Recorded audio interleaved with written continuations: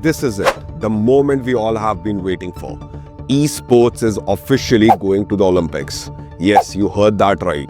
The first ever Esports Olympics will be held in 2027, and this is game changing. Not just for the gamers, but for the teams, organizations, and the entire esports industry worldwide. For years, we have heard people say gaming isn't a real sport. Well, guess what? Now it's officially part of the world's biggest sporting event.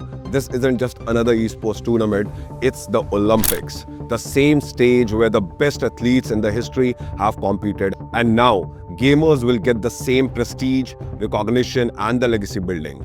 Now we wait for EWCF, that is Esports World Cup Foundation, and the National Olympic Committee of Saudi Arabia to reveal which games will be played, just like 19 plus games titles played in the Esports World Cup 2024. How will players qualify?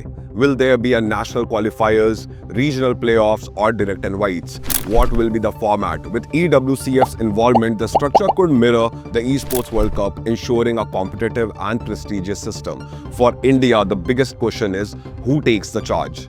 Who will be responsible for training, developing, and sending our best esports athlete to compete at the Olympic level? Will we have a national esports federation?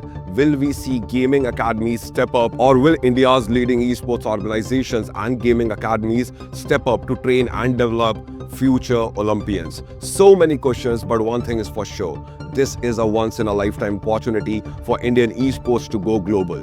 This is history in the making. We'll be tracking every update, asking the officials the toughest questions, and bringing you all the latest on this massive development. So what do you think? Which games should be in the Esports Olympics? Who should represent India? Drop your thoughts in the comment.